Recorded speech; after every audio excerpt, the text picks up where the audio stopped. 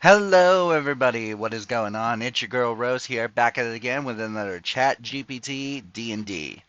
I apologize for not uploading this in July. As I'm recording, it's currently July 31st, but this is actually going to be for August. So that's that. Um, Before we get started, some of the text may or may not look really small on your screen, and that's because when I was making this one, I wanted to see if I could minimize how many slides I needed to use. So that's what happened there. However, in the next one, you're actually going to be able to read what it says. Possibly, I don't know. So if it looks small and you can barely read it, that's why. Before we get started, if you like what you see, make sure you leave a like, you comment, you subscribe, and you ring that bell, ding, ding, ding, and join the notification station. The whole shebang, shaboodle, the whole kit and caboodle, if you know what I mean. With all that out of the way, let's begin. First off, we've got the Blue Eyes Toon Dragon stat block from Yu-Gi-Oh! It is a gargantuan dragon, chaotic evil, with an 18 armor class, 300 hit points, a fly speed of 40, or a walking speed of 40, a fly speed of 80. Excuse me. For ability scores, we got 28 strength, 10 dex, 22 con, 12 intelligence, 14 wisdom, and 16 charisma. For saving throws, we got plus 5 dex, plus 7 wisdom, and plus 8 charisma. For skills, we have a plus 12 in perception and a plus 5 in stealth. The Blue Eyes Toon Dragon is immune to psychic damage. It is immune to the charmed and frightened conditions. It has blind sight to 60 feet, dark vision 120, and a passive perception of 22, with Draconic as its language. For special abilities, Legendary Resistant 3 times a day. If the Blue Eyes Toon Dragon fails the saving throw, it can choose to succeed instead. Fearful Presence. Any creature that starts its turn within 30 feet of the Blue Eyes Toon Dragon must succeed on a DC 18 Wisdom saving throw or become frightened for 1 minute. The creature can repeat the saving throw at the end of each of its turns, ending the effect on a success. Multi-attack. With the Blue Eyes Toon Dragon can use its frightful presence. It then makes 3 attacks, 2 with its claw, and 1 with its bite. Claw attack is plus 15 to hit with a reach of 15 feet, dealing 3d6 plus 9 slashing damage. The bite is also plus 15 to hit with a 10-foot reach, dealing 3d8 plus 9 piercing damage. And a breath weapon, which recharges between 5 to 6. The Blue Eyes Toon Dragon exhales a blast of energy in a 60-foot cone. Each creature in that area must make a DC 18 dexterity saving throws, taking 16 d6 force damage on a failed save or half as much on a successful one. The Blue Eyes Toon Dragon is a gargantuan and fearsome creature embodying raw power and destruction. Its formidable attacks and breath weapon make it a deadly opponent in combat. Its fearful presence ability adds an element of crowd control, causing fear in those who dare to face it. When using the Blue Eyes Toon Dragon in the D&D campaign, it would likely serve as a major boss or legendary encounter. The party would need to strategize and work together to overcome its immense power and resist its frightful aura. Please note that this is an adaptation, blah, blah, blah, blah, blah. Uh, Overall, I'd say it's pretty good. Blue Eyes Toon Dragon is one of my favorite monsters. In fact, I have a little Funko right here. And I like how it has the details on the book. I think that's pretty cool. But yeah, um, I think overall this is a really good stat block. I wouldn't really change anything about it. And next up, we have the Ring of Power from Lord of the Rings. It's a cursed item, legendary. The Ring of Power is an ancient artifact of immense power and corruption, featured prominently in the Lord of the Rings. It is a small golden ring adorned with intricate designs and inscriptions. In D&D, the Ring of Power is an incredibly potent but cursed magic item that grants great power to its wearer while also consuming them with its malevolent influence. Curse. The Ring of Power is cursed and carries a heavy burden on the soul of its wearer. Once attuned to the ring, the character's alignment changes to chaotic evil, and their desires and actions become increasingly influenced by the ring's power. Ability score increase. While wearing the Ring of Power, the character's charisma score is increased by 4 to a maximum of 24. Invisibility. The wearer can use an action to become invisible until they attack or cast a spell. This effect lasts until the beginning of their next turn. Ring Domination. The wearer can use their bonus action to attempt to dominate the will of a creature they can see within 60 feet. The target must succeed on a DC 18 Wisdom saving throw or fall under the influence of the ring for 1 minute. While under the ring's influence, the target is charmed and compelled to obey the wearer's commands. The target can repeat the saving throw at the end of each of its turns, ending the effect on a success.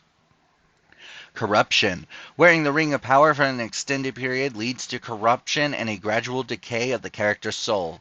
At the DM's discretion, the wearer may be subject to additional negative effects such as disadvantage on saving throws against divination or banishment spells, disadvantage on ability checks related to resisting temptation or deceit, or disadvantage on charisma checks when dealing with creatures of good alignment. Detection and influence. The Ring of Power can sense other rings of power in close proximity, and the wearer can sense the presence of others who possess rings. Additionally, the ring has a subtle influence on the minds of others, allowing the wearer to project persuasive thoughts and desires, often leading others to desire possession of the ring. Destroying the ring. The Ring of Power is extraordinarily difficult to destroy. It is impervious to most forms of damage and can only be destroyed by throwing it into the fires of Mount Doom as depicted in the Lord of the Rings saga. The Ring of Power is a highly coveted and dangerous artifact that can drastically change the course of a D&D campaign. Its allure, power, and corrupting influence make it a double-edged sword for those who possess it. The ring's presence can shape the narrative and introduce moral dilemmas for characters. Caution should be exercised when introducing the Ring of Power, as it can dramatically impact the story and the character's motivations. As for the destroying the ring part, that's the only thing I would change about this. I would say that rather than only the fires of Mount Doom, if you want to incorporate Mount Doom, or if you're doing a Middle Earth setting, maybe just throwing it into a all-powerful volcano. That is really the only thing I'd change about this. Alright everybody, next up we have the Aku Aku mask from Crash Bandicoot, which is a legendary wondrous item. The Aku Aku mask is a magical artifact known for its protective powers and guidance. In the world of Crash Bandicoot, it serves as a guardian spirit that aids the protagonist on their adventures. In D&D, the Aku Aku mask can be a powerful and invaluable ally for adventurers, providing protection and assistance in their quest. Protection. While attuned to the Aku Aku mask, you gain a +2 bonus to your AC and saving throws. Resilience. The Aku Aku mask grants you resistance against all damage types except psychic. Guidance. The Aku Aku mask offers guidance and intuition to the wearer. Once per long rest, you can ask the mask for guidance on a specific course of action or decision. The DM provides a hint or piece of advice that can aid you in making a wise choice. Warp Room. The Aku Aku mask allows you to cast the teleport spell once per long rest, allowing you and up to 6 willing creatures you touch to be instantly transported to a location you are familiar with. Spiritual Protection. When you fall to 0 hit points and would normally be knocked unconscious, the Aku Aku mask grants you temporary invulnerability for 1 minute, during which time you cannot be reduced to 0 hit points or killed. Once this effect ends, the mask crumbles into dust and cannot be used again until it regenerates over the course of a week. Regeneration. After the Aku Aku mask crumbles, it gradually regenerates over the course of a week. At the end of that period, it reforms and can be used once again. The Aku Aku mask is a powerful artifact that provides both protection and guidance to its wearer. Its resilience against damage, enhanced defenses, and ability to grant temporary invulnerability can turn the tide of battle and provide a much-needed advantage in dangerous situations. The mask's ability to offer advice and teleportation also make it an excellent tool for exploration and planning. However, the Aku Aku's mask's regenerative nature limits its use, emphasizing the importance of choosing when to rely on its powers wisely. The mask is a legendary item sought after by many, and its presence in the world can inspire awe or envy among those who encounter it. This is really great. I think it does the protection, you know, is what the Aku Aku mask is well known for. Resilience would make sense with the protection, and spiritual protection acts like the Aku Aku invincibility. Um, the regeneration is a nice touch rather than like maybe regeneration is nice, although maybe if you want to go full Crash Bandicoot style, I would say, because you need three Aku Aku, you need to break three Aku Aku crates in order to gain the invincibility. So maybe break those crates in order to get the mask, and then you get all of this stuff. But then once it crumbles, you don't get it back, but you have to find three more Aku Aku crates if you want to go full Crash Bandicoot style. Um, Overall, this is really good, and I wouldn't, like I said, aside from the full Crash Bandicoot thing, I wouldn't really change anything about it. And now, it's time for a word from our sponsor. Are you feeling tired at the end of the day? Do you need a boost to get you through your workout and accomplishing your goals? Then look no further than Dubby. With 10 to 16 ounces of water, a serving of Dubby, and a shake, you have the perfect drink that's packed with nootropics, vitamins, and 150 milligrams of caffeine.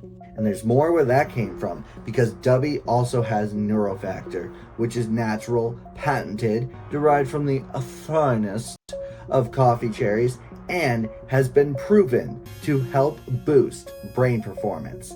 Not only will you be at your best, but you'll be firing on all cylinders too. But wait, there's more.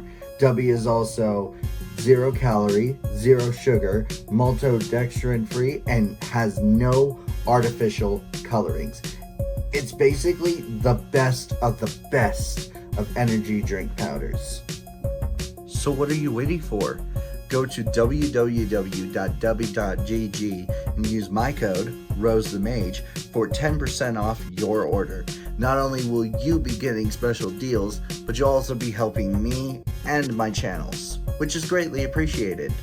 Thank you, Dubby, so much for sponsoring. Now, back to the video. Alright, here we are. Put on a hoodie because it was getting cold.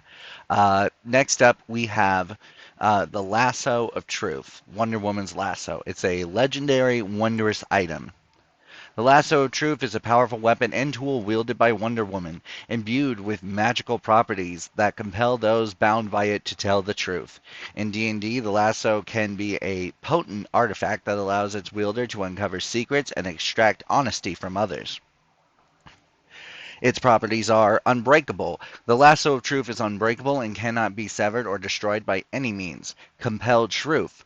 When the wielder successfully restrains a creature with the lasso of truth, that creature must make a DC 18 charisma saving throw. On a failed save, the creature is magically compelled to speak the truth and cannot intentionally lie while bound to the lasso.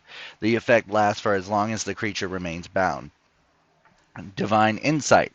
While attuned to the lasso of truth, the wielder gains advantage on insight checks made to determine if the creature is lying or withholding information. In addition, the wielder gains proficiency in the insight skill if they don't already have it. Ensnaring. The lasso of truth can be used as a ranged weapon with a range of 30-60 feet. On a successful hit, the target must also succeed on a DC 18 dexterity saving throw or become restrained by the lasso. A creature can use its action to attempt to free itself from the lasso, repeating the saving throw. The lasso has a +3 bonus to attack and damage rolls. Celestial Resonance. The Lasso of Truth has advantage on saving throws against spells and effects that would compel or manipulate the truth, such as charms or illusions that alter perception or memory. The lasso of truth is a legendary item that embodies the core principles of honesty and justice. Its ability to compel the truth can be a formidable tool for interrogation, negotiation, and uncovering hidden information. The lasso's unbreakable nature ensures its durability and reliability in the heat of battle. However, the lasso of truth's power comes with responsibility. Its use should be handled with care and respect for individual autonomy. The wielder must be mindful of the potential consequences of forcing the truth from others and seek to wield the lasso for the greater good. The presence of the lasso of truth in the D&D campaign can introduce compelling storylines centered around uncovering secrets, resolving conflicts through truth, and exploring the themes of justice and integrity. Overall, I think ChatGPT has done a pretty good job of creating the lasso of truth in D&D. There's not really anything I would change. All of this is perfect. M- Making it a legendary item is perfect, and yeah, I could see this in like maybe like what, like a who done it mystery, or I don't know, something big like that. Like I said, perfect the way it is. No need to change it. It's perfect. All right, next up we have Primal Rage, Winston's ultimate from Overwatch. An 8th level transmutation spell with a casting time of 1 action, target of self, verbal and somatic components. Excuse me. Duration, concentration up to a minute. You tap into your primal instincts, channeling the spirit of Winston from Overwatch. Your body undergoes a transformation as you grow in size and strength, gaining the following benefits. Your size increases to huge, and your reach increases by 10 feet. You gain temporary hit points equal to your current hit points plus 50. Your strength score increases by 6 and your dexterity score increases by 2. You have your unarmed strikes deal an additional 2d10 bludgeoning damage. You have advantage on strength saving throws and strength based skill checks. Whenever you hit a creature with a melee attack, it must succeed on a strength saving throw or be knocked prone.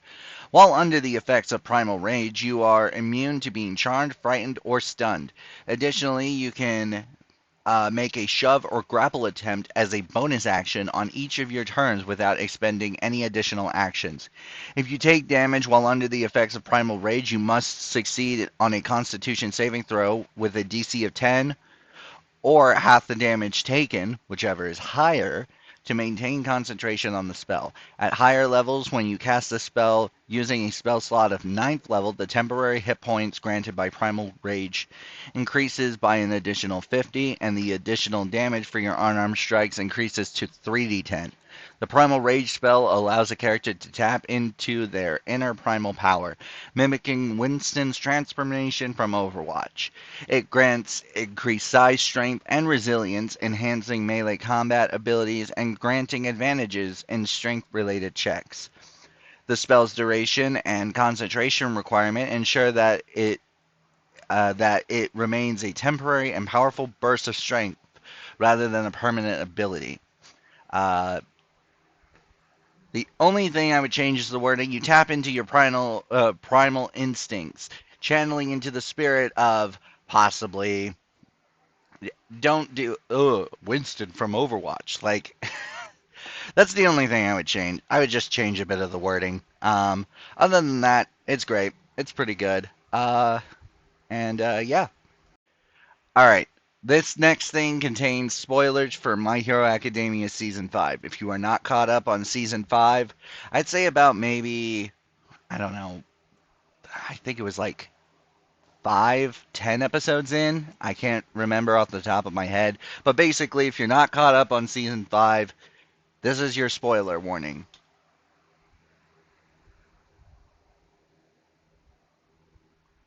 Okay.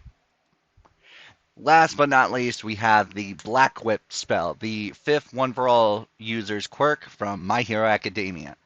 It is a second level conjuration. Oh, excuse me. with a casting time of one action, and a range of self with verbal and somatic components, and concentration up to a minute. You summon ethereal tendrils of dark energy that take the form of black whips. These whips extend from your body and grant you enhanced mobility and combat capabilities. While under the effects of Black Whip, you gain the following benefits. Your movement speed increases by 10 feet. You can use the whips to make melee spell attacks against creatures within 10 feet of you. On a hit, the target takes 2d6 force damage. As a bonus action, you can make a ranged spell attack with one of the whips. On a hit, the target takes 1d8 force damage and is restrained until the start of your next turn. The target can use its action to make a strength check against your spell save DC to break free from the restraint. You can use these whips to swing or grapple objects or creatures within 30 feet of you. This allows you to reach otherwise inaccessible areas or manipulate objects from a distance. If you take damage while under the effects of Black Whip, you must succeed on a Constitution saving throw with a DC of 10 or half the damage taken, whichever is higher, to maintain concentration on the spell. At higher levels, when you cast a spell using a spell slot of 3rd level or higher, the damage of the melee attacks increases by 1d6 for each slot above 2nd. The Black Whip spell allows you to manifest the power of the Black Whip quirk from My Hero Academia, granting you the ability to conjure and control ethereal whips. It enhances your combat capabilities, provides additional mobility options, and allows you to manipulate objects and creatures within your reach. I think this spell does a great job of capturing the essence of Black Whip. From season 5 at least. I don't know if I don't know if it stays the same or is enhanced in season 6. I have not caught up. I only like a couple of months ago caught up on season 5 and was waiting for season 6 to come out in English, and now it is, and I've only watched like the first 2 or 3 episodes. But anyways, I think this does a great job of capturing Black Whip as a spell. And with that, you guys, that is going to be the end of this video here. I hope you guys did enjoy it, and if you did, make sure you leave a like, you comment, you subscribe, and you ring that bell, ding ding ding, and join the notification station, the whole shebang, shaboodle, the whole kit and caboodle, if you know what I mean. Once again, you guys, thank you so much for watching, and this is Rose signing off. Good boy. Alright, this next one contains spoilers for My Hero Academia Season 5. If you are not caught up with My Hero Academia from Season 5 from Season 5, not onward, from Season 5, then click away now, or don't. I don't care. But you've been warned. All caps. You've been warned. Next up, we have the Black Whip spell, the 5th One for All users quirk from My Hero Academia. What the fuck was that? That fucking felt something pressed down on my head. Jesus.